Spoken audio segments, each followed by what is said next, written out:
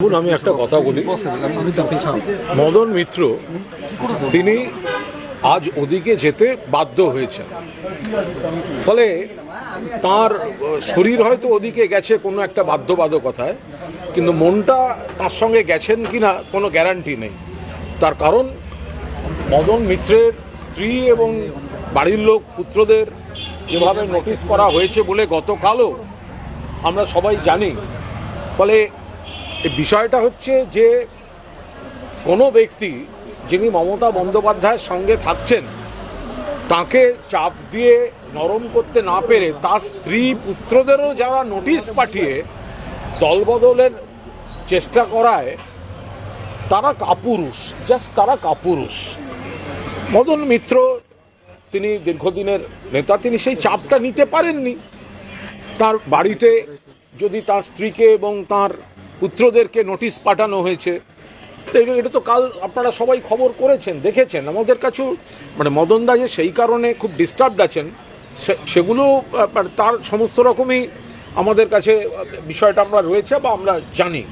ফলে এবার তাকে চাপ দিয়ে এটা এই রাজনীতিটা কোন জায়গায় যাচ্ছে, যে মদনদার মনের কথাটা কি সেটা তো আপনারা কদিন আগেই দেখেছেন। মদনদার রেপিস্ট কাকে বলেছেন, মদনদা বেঈমান কাদের বলেছেন তো দেখেছেন। এখন মদন মিত্রকে তাদের সঙ্গে বসে হাতে হাত মিলিয়ে ছবি তুলতে হচ্ছে, তার মাঝখানে দেখা যাচ্ছে যে তার স্ত্রী এবং ছেলেদের কাছে নোটিশ পাঠানো। এবার কেউ সেই চাপটা নিতে পারছেন, কেউ সেই চাপটা নিতে পারছেন না।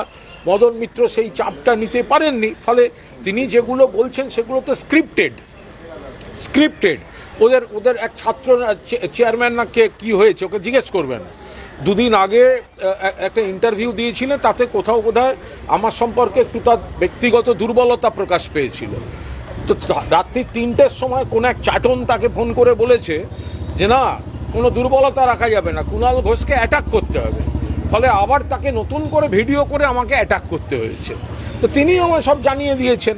এদের কি বলবো, যে এইভাবে যদি কাউকে পুলিশ দিয়ে, কাউকে সেন্ট্রাল এজেন্সি দিয়ে, কাউকে বাড়ির লোককে সামান করিয়ে যদি চাপ দিয়ে কেউ শিবির বদল করাতে যায়, তো ফলে এটা বাংলার মানুষ দেখছেন, তৃণমূল কংগ্রেসের কর্মীরা দেখছেন, আরও এক কাট্টা হচ্ছেন তৃণমূল কংগ্রেসের কর্মীরা। মমতা বন্দ্যোপাধ্যায় নেতৃত্বে সর্বভারতীয় তৃণমূল কংগ্রেস লড়ছে এবং লড়বে।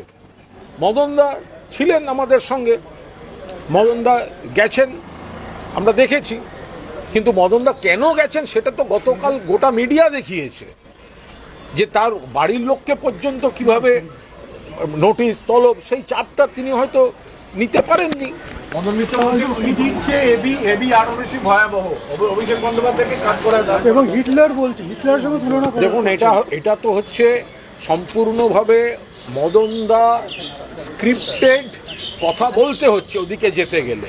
তার কারণ মমতা বন্দ্যোপাধ্যায়ের নেতৃত্বে পূর্ণ আস্থা রেখেছিলেন।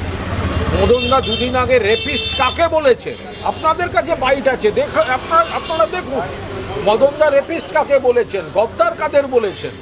মদনদাকে